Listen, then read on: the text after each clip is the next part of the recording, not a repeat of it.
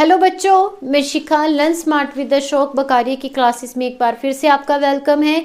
बच्चों, हमने आपका इलेक्ट्रिक करंट से रिलेटेड कल कुछ बातें सीखी थी, जो कल का पिछला जो लास्ट हमने सेशन लिया था फिजिक्स का।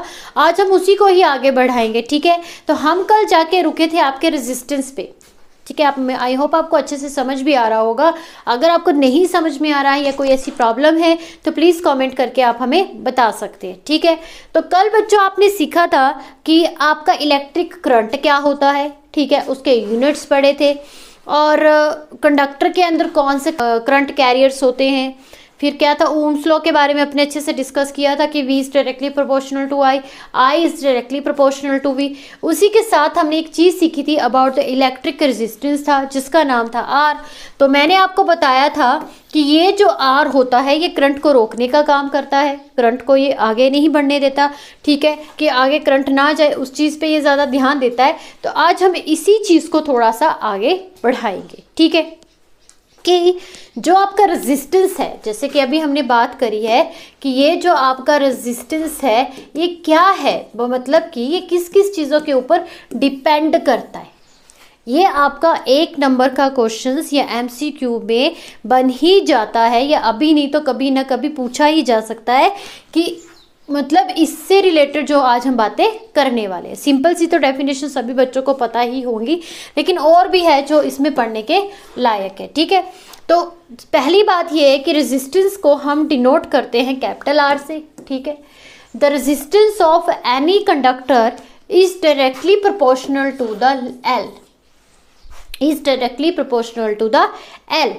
L क्या है? Length of the conductor, length of the conductor, clear, conductor, and R is inversely proportional to the A। A क्या है आपका? Area cross section, area cross section of any conductor या of the conductor, कुछ भी आप लिख दो। Conductor का क्या है? ये क्रॉस सेक्शन एरिया होता है जिसको हम A से डिनोट करते हैं, ठीक है।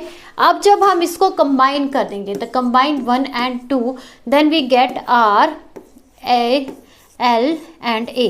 तो ये हमने क्या कंक्लूड किया कि R is directly proportional to the L and over area.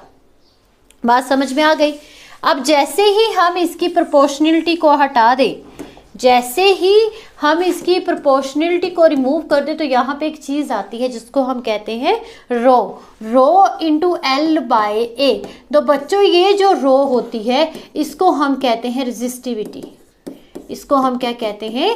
Resistivity, ठीक है। और ये आएगी आपके पास में, इसी को जैसे अगर हम निकालेंगे तो R into A over L and यहाँ पे रो। तो ये रिजल्ट को आपने अच्छे से याद रखना है कि resistance is equal to rho into L into A। तो आपका यही पूछ लिया जाएगा कि मल्टीपल चॉइस में बताइए कि आपका रेजिस्टेंस कौन से फैक्टर के ऊपर डिपेंड करता है।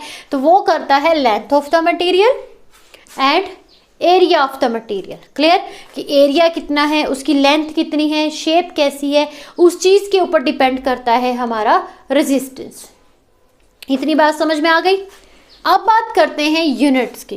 यूनिट वेरी इंपॉर्टेंट, क्योंकि मैंने बोला है कि यूनिट कई बार बड़े अच्छे, मतलब अभी नहीं तो कभी ना कभी यूनिट इसके काम आ ही जाते हैं, ठीक है। अभी नहीं तो कभी का मीनिंग है कि जो बच्चे आगे JEE के लिए तैयारी कर रहे हैं, जो बच्चे NDA के लिए तैयारी कर रहे हैं, तो उनकी भी मैं बात कर रही हूँ कि यही चीज़ें आती हैं, यही चीज़ें आती हैं।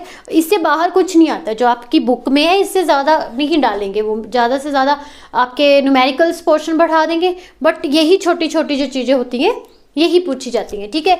यूनिट इसका कैसे बनेगा? देखिए, रो का बना रहे हैं क्योंकि रेजिस्टेंस का मुझे यूनिट पता है, वो होता है ओम होता है, जिसको हम इस तरीके से भी डिनोट करते हैं, ठीक है। अच्छा, ये आ गया ओम रेजिस्टेंस। एरिया लिखा जाता है मीटर स्क्वायर में एंड लेंथ होती है मीटर में। तो जब हम इसको सॉल्व करेंगे तो ohm meter is the unit of the resistivity, is the resistivity. Clear. अब हम बात करेंगे इसके डिमेंशनल फॉर्मूले की, डिमेंशनल फॉर्मूले की कि डिमेंशनल फॉर्मूला इसका क्या होता है। देखिए, यही चीज़ें आती हैं। डिमेंशनल फॉर्मूला होता है M L3 T-3 and A-2। तो ये भी चीज़ आपने याद रखनी है, ठीक है, कि आपका यूनिट क्या रहता है और डायमेंशनल फॉर्मूला क्या रहता है और इसकी डेफिनेशन क्या होती है रेजिस्टिविटी की, ठीक है। अब आती है इंपॉर्टेंट चीज़ें थोड़ी सी जो सीखने वाली है, वेरी इंपॉर्टेंट। अगर मैं बात करूँ तो देखिए, पहली बात ये कि रेजिस्टिविटी जो होती है does not depends on dimensions. Dimensions means कि ये मत सोचिएगा कि ये लेंथ ब्रेड्थ हाइट पे डिपेंड रहती है, नहीं रहती। अभी एरिया हमने लिखा है बट कंक्लूजन ये है कि नहीं होती, वो रेजिस्टेंस होता है। वो रेजिस्टेंस था कि वो लेंथ के ऊपर डिपेंड था, वो एरिया के ऊपर डिपेंड था, बट रेजिस्टिविटी नहीं होती है, ठीक है। अब आगे क्या है कि ये किस पे डिपेंड किस पे करता है, ये बात करते हैं हम। ये डिपेंड करता है बच्चों nature of the material, nature of the material, nature of material any conductor, clear, ठीक है। नेचर ऑफ मटीरियल कि आपके जो कंडक्टर का जो मटेरियल है उसका नेचर कैसा है, कि वो जल्दी से गर्म हो जा। नेचर का क्या मीनिंग है? नेचर का ये मीनिंग नहीं है कि मतलब क्या गर्मी मतलब हार्ड है, सॉफ्ट है, कैसा है, क्लियर। अब बात करते हैं एक और चीज़ की कि resistivity also depend on the temperature. Also depend किस पे करती है? ये टेम्परेचर पे करती है। तो ये सबसे इंपॉर्टेंट चीज़ है ये टेम्परेचर की, ठीक है। जब आपके पास में आप किसी भी कंडक्टर का टेम्परेचर उसका इंक्रीज कर देते हो, बढ़ा देते हो, क्लियर, इंक्रीज कर देते हो, इंक्रीज हो जाता है, तब आपके पास में जो रेजिस्टेंस होता है, रेजिस्टिविटी की में मतलब उसी पे डिपेंड करेगा ना। अगर रेजिस्टेंस आपका बढ़ेगा तो रेजिस्टिविटी पे भी फर्क पड़ेगा ही पड़ेगा, ठीक है। क्योंकि हमने रिलेशन ये पढ़ा है कि resistivity is equal to resistance into A/L, ठीक है। कि जैसे जैसे आपका रेजिस्टेंस बढ़ेगा तो रेजिस्टिविटी भी बढ़ेगी। अगर आपकी लेंथ बढ़ेगी तो रेजिस्टिविटी घटेगी। ये चीज़ को ध्यान से समझिएगा कि कंडक्टर जो है जब उसका टेम्परेचर आपका इंक्रीज होता है तो रेजिस्टेंस भी इंक्रीज करता है। इट मीन्स कि रेजिस्टिविटी भी बढ़ती है, ठीक है। और जब आपका कंडक्टर का टेम्परेचर हम क्या करते हैं, रिड्यूस करते हैं या डिक्रीज करते हैं तो रेजिस्टेंस भी आपका क्या करता है, घटता है, वो भी क्या करता है, डिक्रीज होता है, क्लियर। देखिए ये जो रिलेशंस लिखे होते हैं इसी रिलेशन से हमें काफ़ी कुछ समझ में आ जाता है। कैसे? देखिए रो किस पे डिपेंड है, लेंथ पे, एरिया पे और रेजिस्टेंस पे। जैसे मैं किसी कंडक्टर की लेंथ को बढ़ा दूंगी, लेंथ को जैसे जैसे बढ़ा देंगे तो रेजिस्टिविटी ऑटोमेटिकली क्या होगी, घट ही जाएगी ना। क्योंकि देखिए अगर हम इसमें जैसे सपोज करें इन दोनों का प्रोडक्ट आपका आता है 16 और लेंथ नीचे आती है आपकी 4 करेंगे तो 4 आएगा। अब बढ़ा दीजिए 8 आएगा तो 2 आएगा, अब और बढ़ा दीजिए 16 कर दीजिए तो 1 आएगा। तो ये चीज़ें आपने याद रखनी है कि कैसे ये काम करती है, ठीक है। तो रेजिस्टिविटी के बारे में यही 2-4 बातें हैं जो आपको अच्छे से समझनी है। एक तो सिंपल सी डेफिनेशन सभी बच्चों को आती है, लेकिन ये भी सीखना ज़रूरी है कि किसके ऊपर डिपेंड करती है। ये आपके डिमेंशंस के ऊपर डिपेंड नहीं करती हैं, ठीक है। ये डिपेंड करती है कि कंडक्टर का नेचर कैसा है और सेकंड उसके टेम्परेचर पे। ओके, बात समझ में आ गई? तो बच्चों आई थिंक रेजिस्टिविटी का जो मैंने आपको डायमेंशन फॉर्मूला बताया है वो होता है ML3 and T-3 and T-2, ठीक है। मैंने गलती से यहाँ पे माइनस लगा दिया होगा तो इसको थोड़ा सा देख लीजिएगा, ML3 and T-3 and T-2। चलिए अब बात करते हैं कंडक्टिविटी की। कंडक्टिविटी इससे अपोजिट है। कंडक्टिविटी क्या रहती है? कंडक्टर की अच्छी मतलब क्वालिटी कि कितनी वो कंडक्ट कर सकती है हीट एंड इलेक्ट्रिसिटी की। अभी मैंने समझा रखा था कि इंसुलेटर अगर देखें तो उसके अंदर कंडक्टिविटी होती ही नहीं है, बट अगर हम वही कंडक्टर देखें तो कंडक्टर के अंदर अच्छी होती है, ठीक है। मीनिंग क्या है? रेजिस्टिविटी से उल्टा, रेजिस्टिविटी का रेसिप्रोकल, ठीक है। तो पहले हम सीखेंगे, जैसे हमने रेजिस्टेंस का सीखा है वैसे ही हम पहले सीखेंगे कंडक्टेंस का, कंडक्टेंस का, ठीक है। इसको डिनोट करते हैं G से।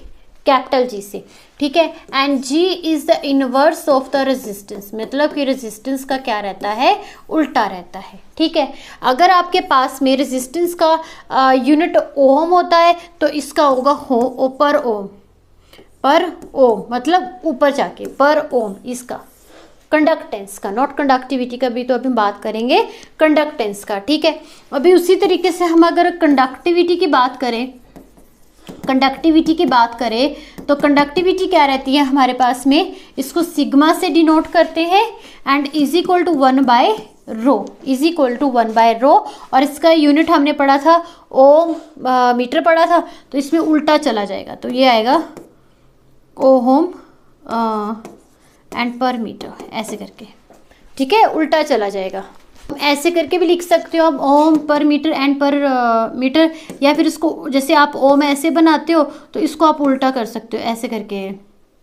उल्टा कैसे करें, ऐसे करके, ठीक है, ऐसे करके उल्टा करके भी लिख सकते हो, तब आपको पर नहीं लगाना। लेकिन आप इस चीज़ को ध्यान रखिए, इतना ही आई थिंक काफ़ी है, क्लियर, कि ओम per ohm per metre is the unit of the conductivity, जो कि आपकी सिग्मा से डिनोट की जाती है। अगर इसके डायमेंशन रूल की बात करें तो उससे उल्टा होगा, उसका हमने पढ़ा था क्या, रेजिस्टिविटी का M1 L + 3 and T - 3 and A - 2, तो ये उल्टा हो जाएगा, यहाँ पे आएगा M - 1 L - 1 T3 and A 2, ठीक है। तो इस चीज़ का ध्यान रखिएगा, छोटी छोटी सी चीज़ें। अब ये भी उल्टा चलेगा, जैसे कि उसमें आपका टेम्परेचर हम इंक्रीज करते थे तो कंडक्टिविटी ये वो, तो इसमें भी उल्टा चलेगा, ठीक है, उससे उल्टा चलेगा। बच्चों आज के लिए इतना ही छोटा सा सेशन था, आई होप आपको समझ में आया होगा, ठीक है, रेजिस्टिविटी एंड कंडक्टिविटी के बारे में।